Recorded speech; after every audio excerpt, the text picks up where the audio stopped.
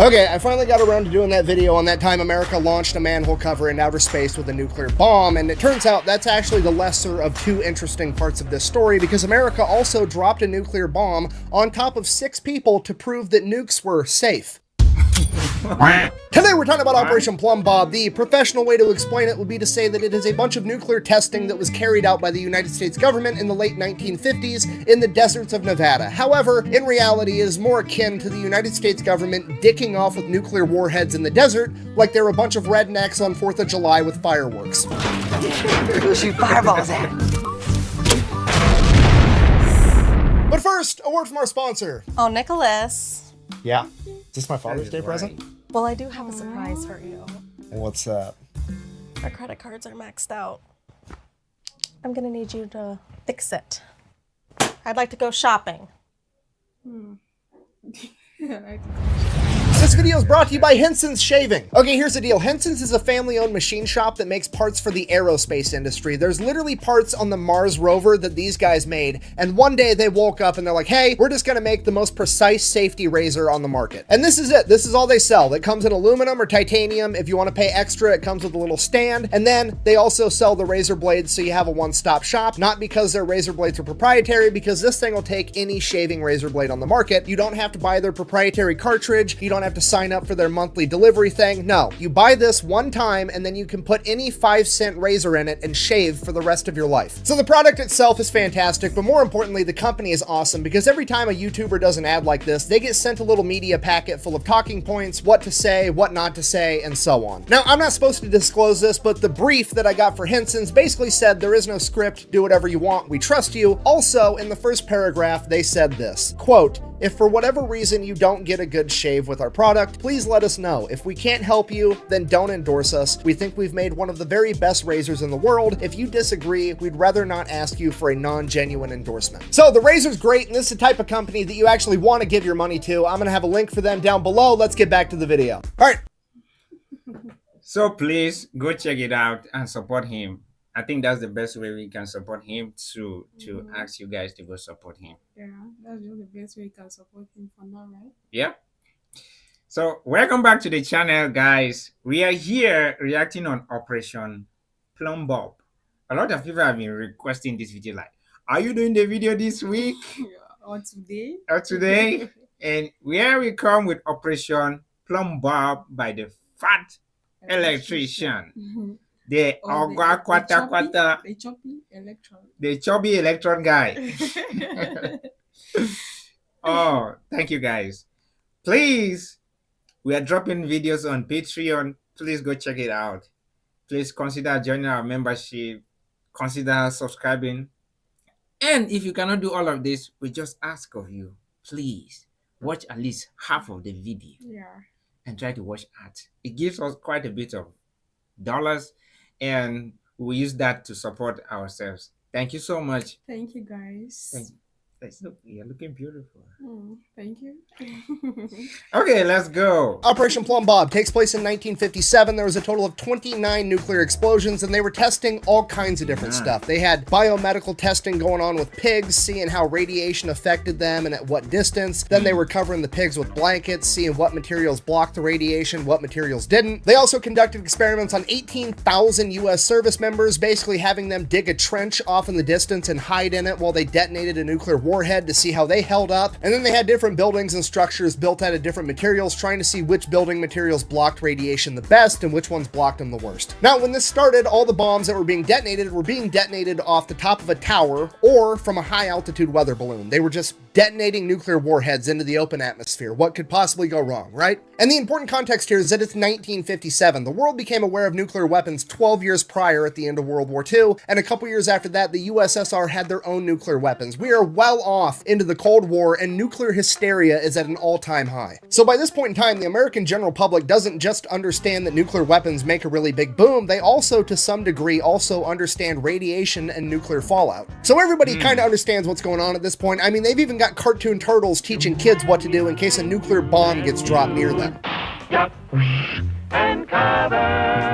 So naturally, when everybody finds out the government is strapping nukes to balloons and blowing them up in the desert, there's there's quite a bit of concern, you know, like, hey, maybe that's a bad idea. And then everybody finds out this is actually how the government's planning on protecting them from a nuclear strike from the Soviet Union by taking one of our nukes and blowing up the Soviet nuke in the sky right above everybody's heads. Ladies and gentlemen, the Genie air-to-air missile. Okay, you gotta remember, this is the 1950s. There's no intercontinental ballistic missile that can reach from the Soviet Union into America yet. So this means that the only nuclear strike risk really comes from Soviet bombers flying into America and dropping their bombs. So we gotta be ready to shoot down these planes, right? Obviously. Problem, again, it's the 1950s. There's no sophisticated anti-air systems yet, okay? There's not really any air-to-air missiles that our fighter jets can shoot accurately. So, the going theory was that we're going to use this nuclear fucking missile and shoot it at an entire formation of Soviet planes and blow all of them up at once. Genius! Okay, and on a rudimentary level, this makes complete sense, right? If you can't be accurate, you increase the margin of error. If you're not good with shooting a pistol, maybe grab a shotgun, it's easier to hit your target. However, what they've went and done with the Genie missile might be a little bit of overkill, because what they've essentially said is, well, I'm not very accurate with air-to-air missiles for shooting down planes,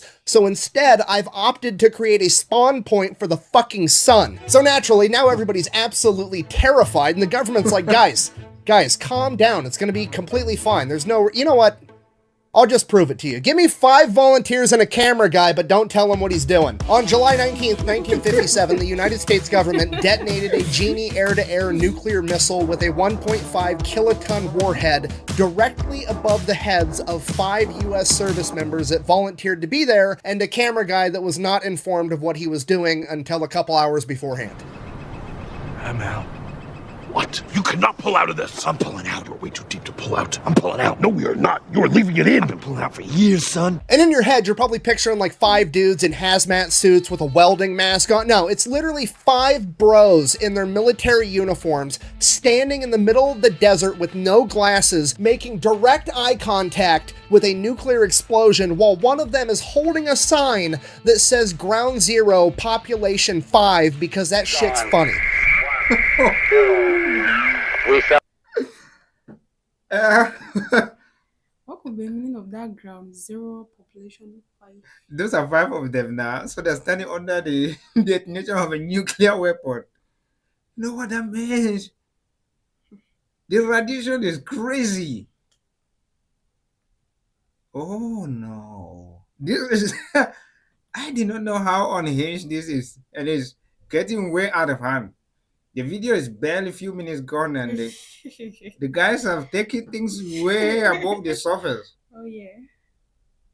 Bro. Like a heat pulse, a very bright light, a fireball. It is red. The sky looks black about it. It is boiling above us there.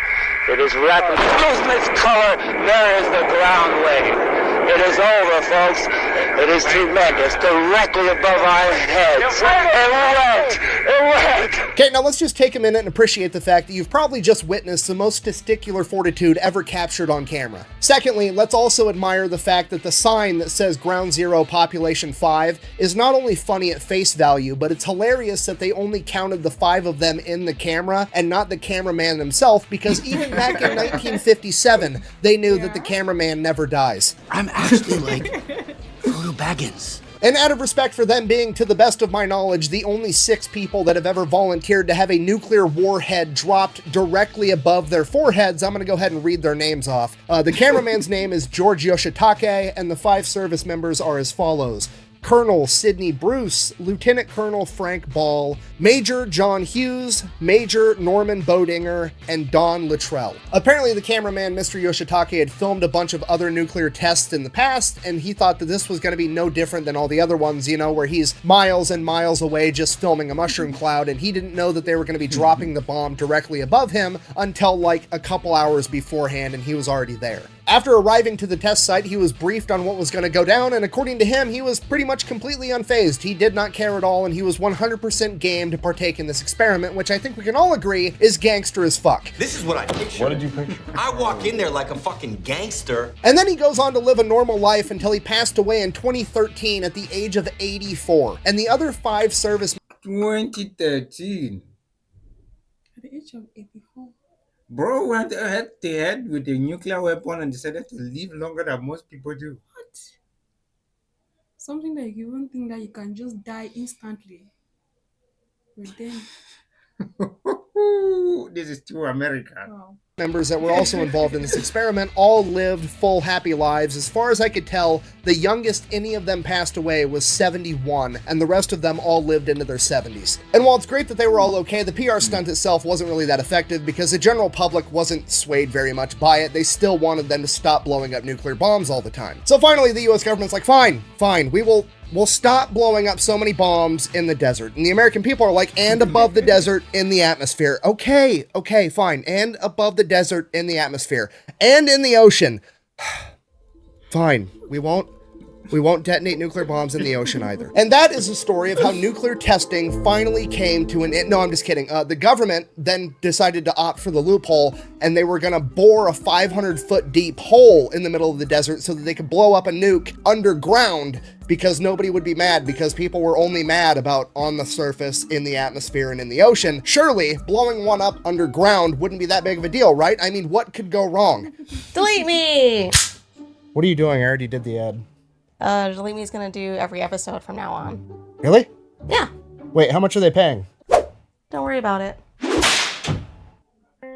Anyways, you guys know the deal by now. It's pretty straightforward. You give Delete Me money, they turn around and they make sure the data brokers on the internet aren't selling your personal information, and after they get it all taken down initially, they continue to monitor it and make sure nobody else starts selling it in the future. So if you're interested, I'll have a link and a discount code down below. Let's keep going. I mean, I'm not an overly smart guy or an explosions expert or anything, but I mean, off the top of my head, I've got some concerns. Primarily, I've seen the cinematic masterpiece Armageddon, where Bruce Willis convinced me that a bunch of dudes that work on an oil rig are easier to train to be astronauts than teaching astronauts how to drill a fucking hole. I mean, that was the entire premise of the movie. Drill a hole, stick a nuke down it, blow the planet you're on in half. I understand 500 feet probably isn't deep enough for that to be realistic, but still, nothing good can come of this. You're gonna like piss off King Kong or unleash that Balrog thing that killed Gandalf in Lord of the Rings. Something bad is gonna happen. Now, luckily, they're not planning on detonating a nuclear warhead in this hole. They're just planning on blowing one up. And what I mean by that is the premise of this experiment was basically, remember, we're worried about the USSR bringing bombers, planes, and dropping a nuclear bomb on America. And we're planning on shooting those USSR bombers down. Essentially, we're gonna blow up those planes that have a nuclear weapon on board. They wanna know what happens when you blow up a nuclear weapon with a conventional type bomb or missile, right? So they're gonna stick a nuclear warhead in the hole with another bomb, and they're gonna blow up the conventional bomb and see if that blows up the nuclear bomb as well, because we need to know that. And the going theory is that the nuke is not going to explode because nuclear bombs have to be set off in a very particular way, and if they don't get set off in that exact way, there's safety measures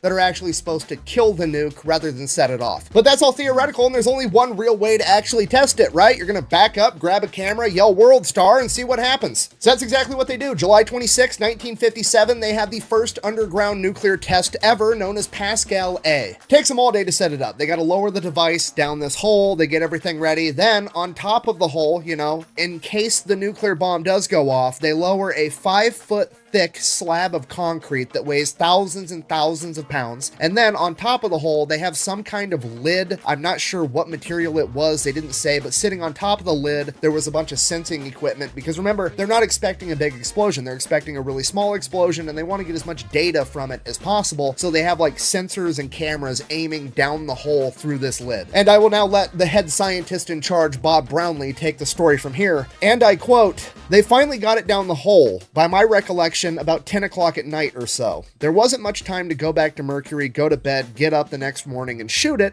So somebody said, why don't we just shoot it now and then go in? And it was the world's finest Roman candle, because at night it was all visible. Blue fire shot hundreds of feet into the air.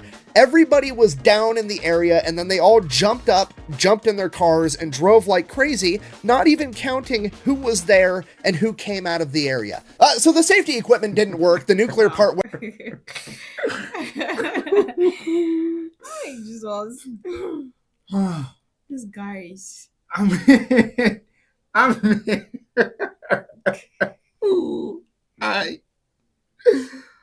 Americans are when I don't know where these guys have been. Okay, now I'm beginning to believe the story that there are aliens in Area 51. What, bro? No way. You got Like this is just it. avoid some sort of dangerous missions. And to them it's just like It's just a normal just thing. They normal just thing. do, Let's do this. Like let's have fun. they just try one thing, then the public like, don't do that. The guys are like, okay, fine. Let's just go and try another dangerous one. I said they are just having fun. They've just blown a nuclear weapon over 6 people. Too much nuclear testing. Now they have gone rogue on the ground. Bro.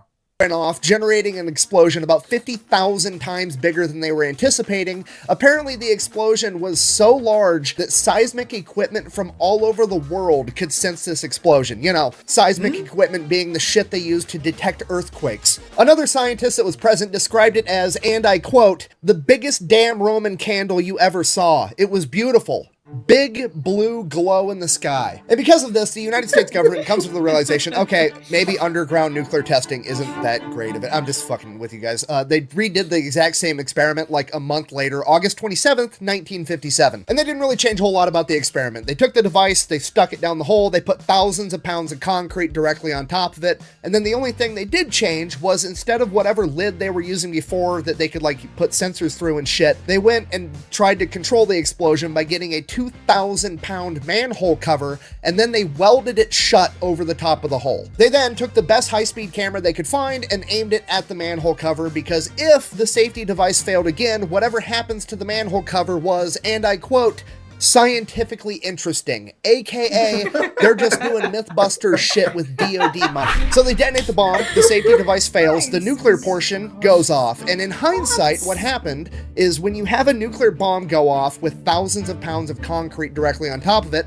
that concrete is instantly vaporized and turned into gas, and then that gas is pretty also instantly superheated, and superheated gas expands a lot, and this is an enclosed environment because they welded the manhole cover shut. If you're not picking up what I'm putting down, the scientists just inadvertently turned the planet into a fucking potato gun and launched this 2,000-pound manhole cover, presumably into outer space.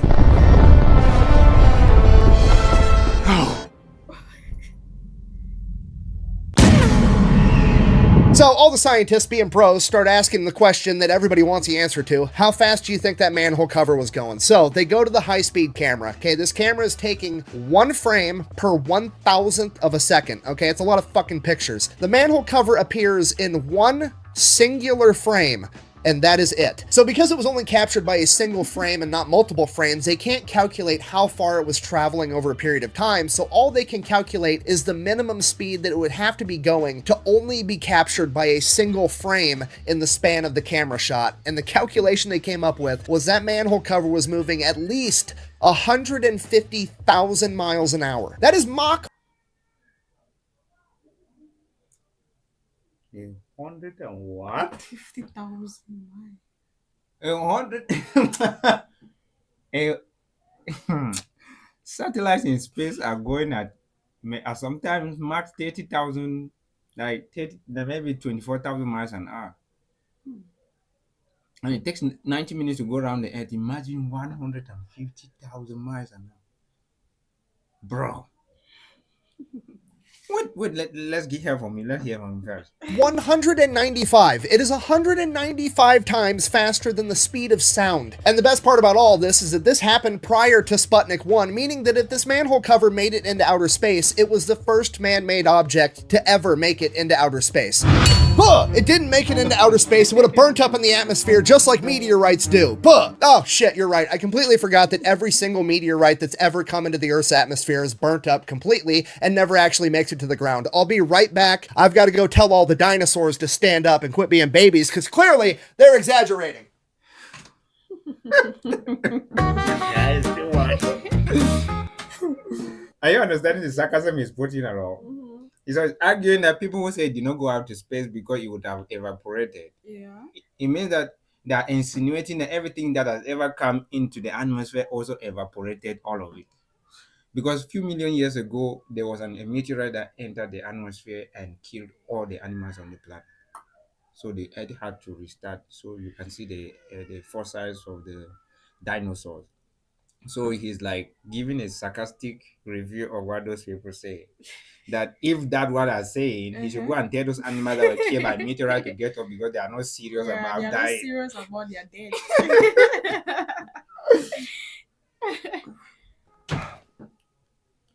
Guys, they're dead. This is completely different from a meteorite for multiple reasons. For one, a meteorite's never been made out of 2,000 pounds of refined steel. For two, a meteorite's moving at about 30,000 miles an hour when it collides with the Earth's atmosphere. This thing's moving at 150,000 miles an hour, and space is only 62 miles up, okay? This thing made it to outer space in a second. Even friction was like, what the fuck was that? Thirdly, the collision with the atmosphere is nothing like a meteorite, right? A meteorite The thing passed before friction realized it was there. Yeah.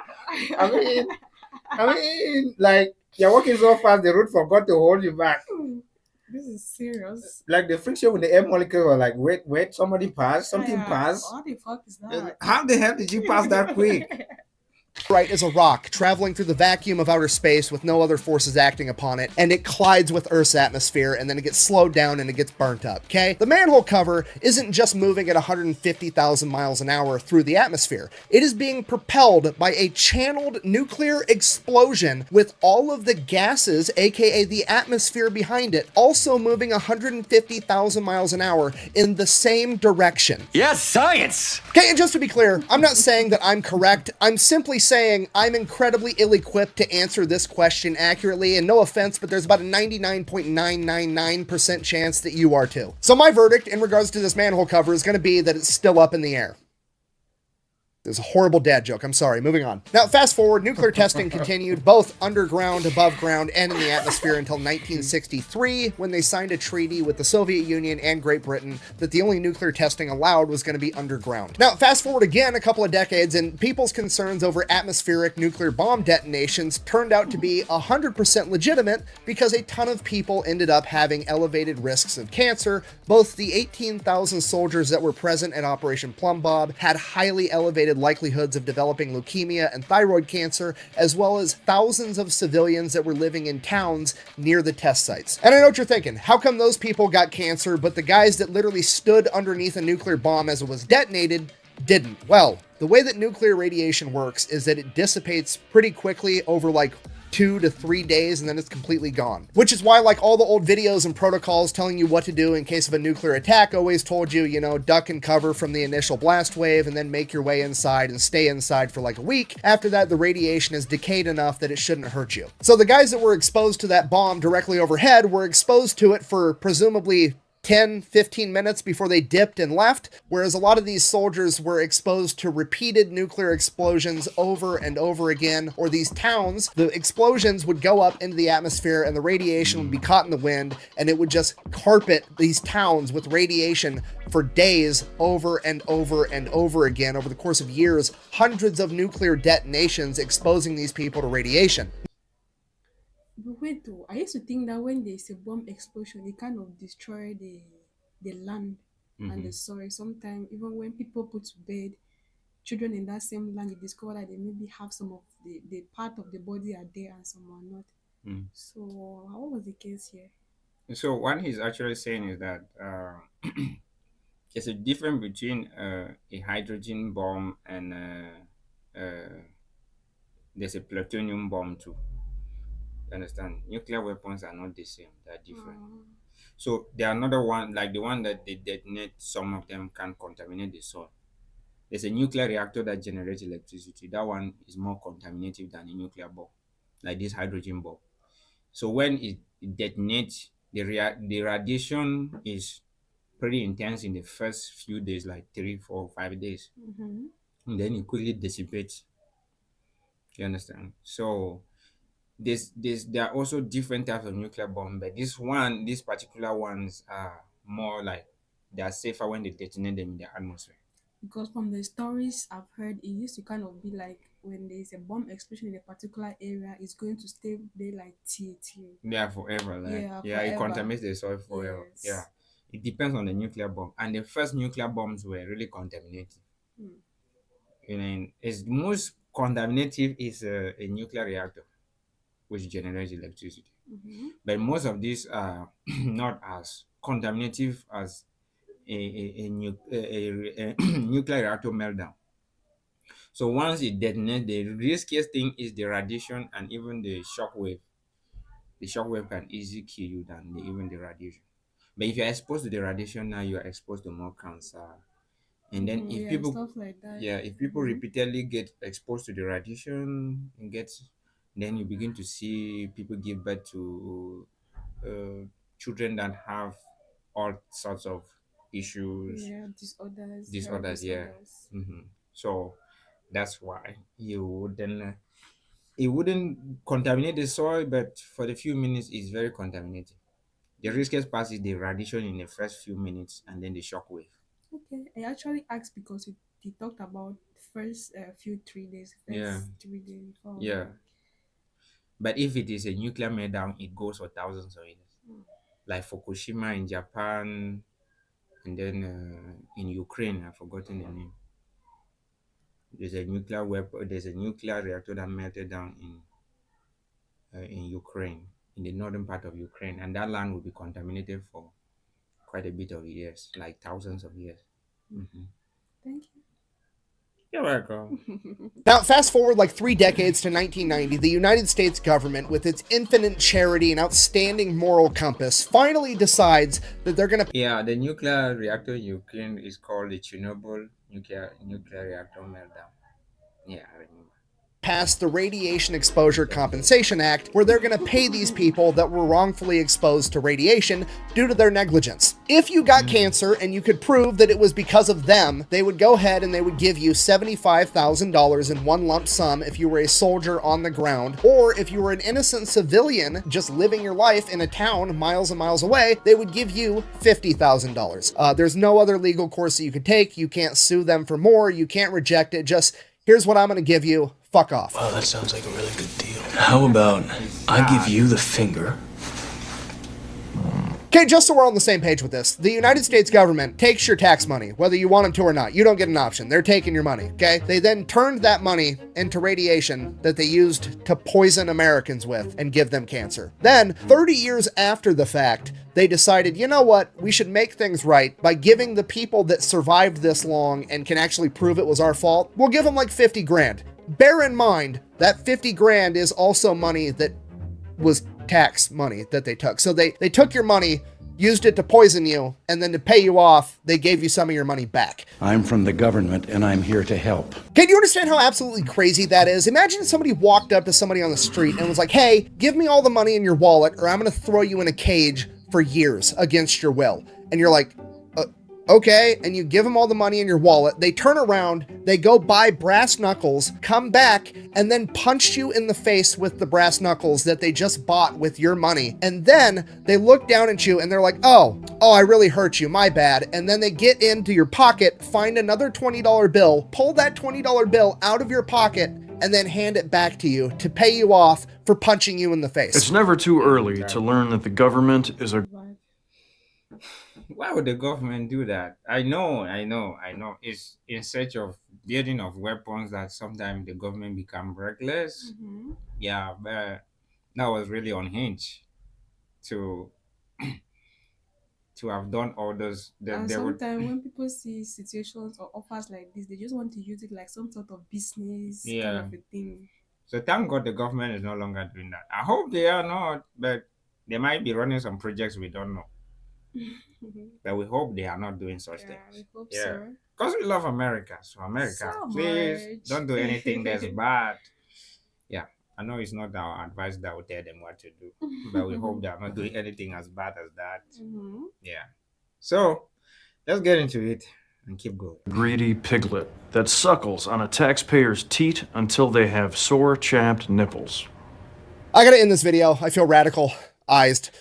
In conclusion, this has been the story of 6 crazy bastards that volunteered to have a nuclear bomb detonated directly above their head, and that time that America may have accidentally launched a manhole cover into outer space, potentially becoming the first man-made object ever, and that time that the US government poisoned tens of thousands of people with radiation, giving them cancer, and basically had no consequences for it whatsoever. Thanks for watching. Best way to support the channel is go buy some merch over at thefatelectrician.com. Quack bang out.